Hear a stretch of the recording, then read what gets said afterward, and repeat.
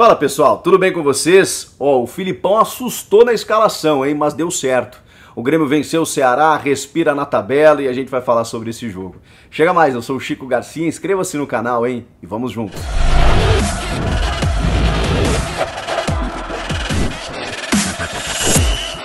Logo cedo no domingo eu já fui surpreendido pela escalação do técnico Luiz Felipe Scolari, que deixou no banco os principais reforços contratados para a temporada. Tudo bem, tem explicação por conta do Borja e do Vila Sante, que a logística não favoreceu, eles jogaram na quinta-feira, o Borja especialmente veio da Colômbia, o Diego Souza treinou fininho, né, durante a semana, perdeu peso e tudo mais, e é um atacante que sempre dá para contar com ele. Tá bem, a gente até entende algumas situações, agora chamou a atenção. E o Campas, que não tinha explicação alguma de estar no banco de reservas. A gente está falando de uma das maiores contratações da história do Grêmio, mais de 20 milhões de reais por uma joia colombiana, que ainda não deu certo, que recém chegou, que ainda não conseguiu jogar, tudo isso é verdade. E por uma opção técnica, o Filipão deixou no banco e sequer colocou durante a partida. Mas vamos lá, a escalação proposta por ele, o Jeromel também sofreu um problema no pé, deixou o Kahneman no banco, com a dupla Juan e Rodrigues, para já dar uma rejuvenescida na defesa.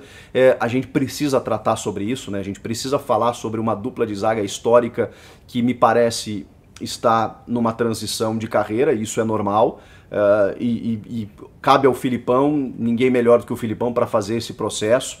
Tá aqui um fã incondicional de Jeromel e Kahneman, mas jogadores que já não têm mais a mesma velocidade para fazer coberturas, para fazer a marcação devida, né? Então o Juan e o Rodrigues mais uma vez titulares, Rafinha na esquerda com o Wanderson, Thiago Santos, o Lucas Silva, e aí na frente você tem o Alisson, o Ferreirinha, o Jonathan Robert e aí o Diego Souza. O Jonathan Robert seria por dentro, né? Seria mais esse meia, a gente imaginou que ele fosse jogar pelo lado, mas ele jogou por dentro. O Lucas Silva fez um ótimo jogo. Olha, eu não sei vocês gremistas que contestavam o Lucas Silva, eu também era um deles, mas ele tem feito boas partidas com o Filipão e eu não o tiraria mais do time, só colocaria o Vila Sante junto do Lucas Silva e o Thiago Santos. Para mim esse é o meio campo do Grêmio. Ah, mas tem que botar, não tem que botar 3 volantes, tem que botar mais um meio campista ali e tudo mais, dependendo do jogo, ok, mas o Lucas Silva tem se tornado um cara muito importante ali no setor. O Grêmio joga, pro jeito que o Filipão joga, o Lucas Silva é importante sim. O Jonathan Robert fez um jogo razoável, o Alisson foi um cara muito importante, o Diego Souza fez o que tinha que fazer e o Ferreirinha finalmente voltou, né? Foi um jogador que ficou muito tempo afastado por lesão e problemas extracampo, e ganhando as manchetes muito mais por conta do que acontece fora do que pelo seu futebol. Um cara que resolveu no gauchão, mas que se cobrava muito que no brasileiro ele também mostrasse um pouco das suas características e do seu futebol. Se o seu empresário e ele estão cobrando altas cifras, valorizando o jogador como se ele fosse um craque, ele precisa responder primeiro dentro de campo. E finalmente o Ferreirinha conseguiu ser aquele jogador incisivo pelo lado esquerdo, incomodando a defesa do Ceará e fazendo um gol dentro da sua jogada, da sua característica, cortando para dentro, chutando cruzado, a bola bateu na trave, venceu o goleiro e num momento assim, perfeito, fundamental, crucial do jogo, porque o Grêmio tinha feito 1 a 0 e ali sempre fica o risco, né? Daqui a pouco o time vai para o intervalo, sabe-se lá que estratégia iria usar o Thiago Nunes no segundo tempo, e o Grêmio poderia tomar um gol e sentir aquela coisa toda. Quando ele faz o segundo gol, meio que liquida, né? Fica bem mais difícil do adversário buscar o resultado. Então foi um gol muito importante, mas antes saiu do Diego Souza, né? Num belíssimo cruzamento do Alisson, mas assim na medida, caindo pelo lado esquerdo. Por isso que eu não tiro o Alisson do time. Eu acho que ele tem sido um cara importante e, de novo, nesse momento você precisa ter jogadores envolvidos com a causa. Por isso que algumas peças, daqui a pouco você tem que abrir mão, em detrimento de outros que estão muito mais envolvidos, imbuídos no objetivo de tirar o Grêmio dessa situação. O Alisson é um cara que não descansa. Você vê ele suando e correndo o jogo inteiro. Então esse é o jogador que me serve. Nesse momento, mas o Alisson não é craque, não pode ser jogador para o que o Grêmio aspira. O que o Grêmio aspira nesse momento? O Grêmio aspira nesse momento sobreviver. E enquanto isso, o Alisson é um cara que está nadando. Você está no bote afundando, mas ele está nadando a favor, ele está realmente te ajudando. Então é dele que você precisa, beleza? o Diego Souza para esse cruzamento no seu cabeceio, na sua impulsão, na sua especialidade. Belíssimo gol do Diego Souza, e isso é importante também, porque apesar da chegada do Borja, daqui a pouco a gente escanteia o Diego Souza, ele começa a ganhar peso, aquela coisa toda, e ele pode ser um cara muito útil, porque ele realmente tem o caminho do gol, ele é um cara identificado com a torcida, apesar de algumas atitudes, mas é um cara que a torcida confia, é um cara que tem relação com o Grêmio, ajudou muito no ano passado e a gente precisa dele para esse momento que o Grêmio está vivendo. E eu gostei muito da entrevista do Felipão depois do jogo, porque ele foi muito realista. Tinha torcedores, né, jornalistas perguntando: e aí, Felipão, já dá para sonhar com algo mais? Em outras palavras, ele disse assim: vem cá, vocês estão loucos? Vocês enlouqueceram? Por quê? Porque o Grêmio venceu mais uma partida no Brasileiro e não mudou a sua situação. Muda em termos de pontuação, claro, né? O que eu quero dizer é que não saiu da zona do rebaixamento e agora vai enfrentar o Flamengo. E depois tem o Atlético Paranaense fora de casa.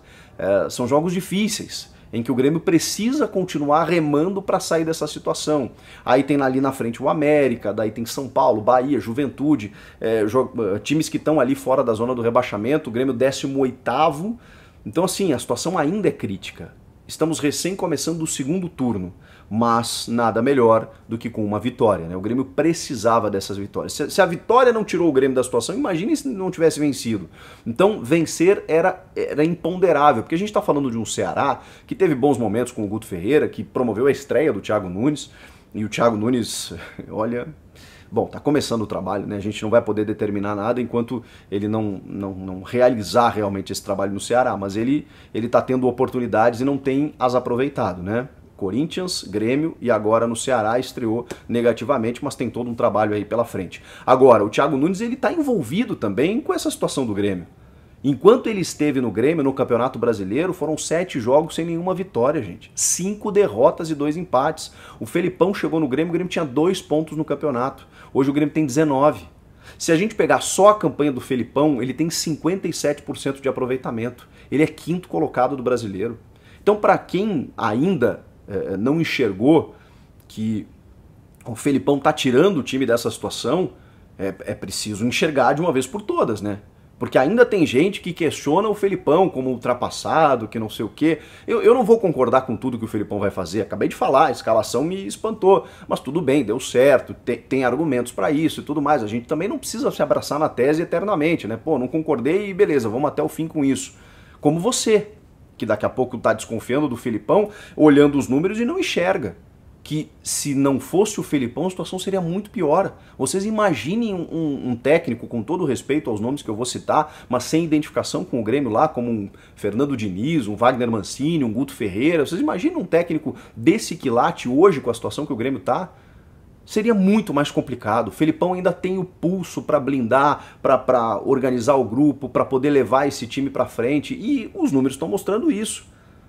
O Grêmio com o Felipão tem 57% de aproveitamento.